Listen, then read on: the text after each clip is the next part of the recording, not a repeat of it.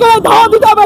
একবার যে আওয়ামী লীগের বিষাক্ত প্রাণ করেছে তার শরীর থেকে সেই বিষাক্ত কখনোই বের হবে না। যদি বাংলাদেশে থাকতো আমরা শেখ হাসিনার মুখেই কত ডিম নিক্ষেপ করতাম। বিপ্লবের পরে কোনো সুশীলতা কাজে আসে না, বিপ্লবের পরে বিপ্লবীরা যা বলে সেটাই সঠিক। এই আওয়ামী লীগ কখনোই বার হবে না। কি রয়েছে শক্তির উপর ডিম নিক্ষেপ করেছে। আমরা জানি একটি সরকার প্রধান যখন একটা দেশে যায় তার আগে এম্বাসি এবং যে গোয়েন্দা সংস্থাগুলো আছে সেই দেশে আগে অবস্থান করে এবং এক মাস আগে প্রায় 3 সপ্তাহ বা 4 সপ্তাহ আগে সেখানে অবস্থান করে সেখানে সার্বিক পরিস্থিতি যায়। তাহলে আমাদের প্রশ্ন এই জিবিরা বা গোয়েন্দা সংস্থা যারা বা এম্বাসিরা যেখানে তারা উপস্থিত রয়েছেন তারা কি জানতেন না যে কালকে নিউ ইয়র্কে হামলা হবে?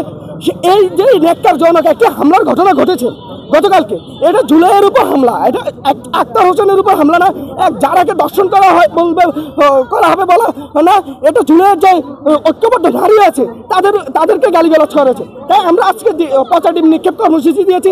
আমরা জানি শেখ হাসিনা বর্তমানে বাংলাদেশে না, যদি বাংলাদেশে থাকতো আমরা শেখ হাসিনার মুখেই পচা ডিম নিক্ষেপ করতাম। যেহেতু শেখ হাসিনা বাংলাদেশে নাই তাই আমরা তার ছবিতে প্রতিকৃতি পচা ডিম নিক্ষেপ করেছি। এই ডিম নিক্ষেপ কর্মসূচির মাধ্যমে আমরা ঘোষণা করতে চাই আজকে থেকে বাংলার মাটিতে যেখানে আওয়ামী লীগকে পাবেন সেখানে ধাওয়া দিতে হবে, সেখানে পাল্টা প্রতিরোধ গড়ে তুলতে হবে, সেখানে মারধর করতে হবে। যদি কোনো সুশীল সমাজ সেটার জন্য বিরূপ মন্তব্য করে কিংবা সেটাকে মত বলে চালিয়ে দিতে চায় তাহলে আমরা বলে দিতে চাই সে সুশীল সমাজ থেকে পাল্টা পেটানো হবে, সে সুশীল সমাজের পিছন লাল করে দেওয়া হবে। কারণ সুশীলতা দেখাতে আসবেন না, বিপ্লবের পরে কোনো সুশীলতা কাজে আসে না, বিপ্লবের পরে বিপ্লবীরা যা বলে সেটাই সঠিক। সুশীলতার মাধ্যমে আপনারা আওয়ামী লীগকে রিফাইন করার চেষ্টা করবেন। Once Awami League always Awami League.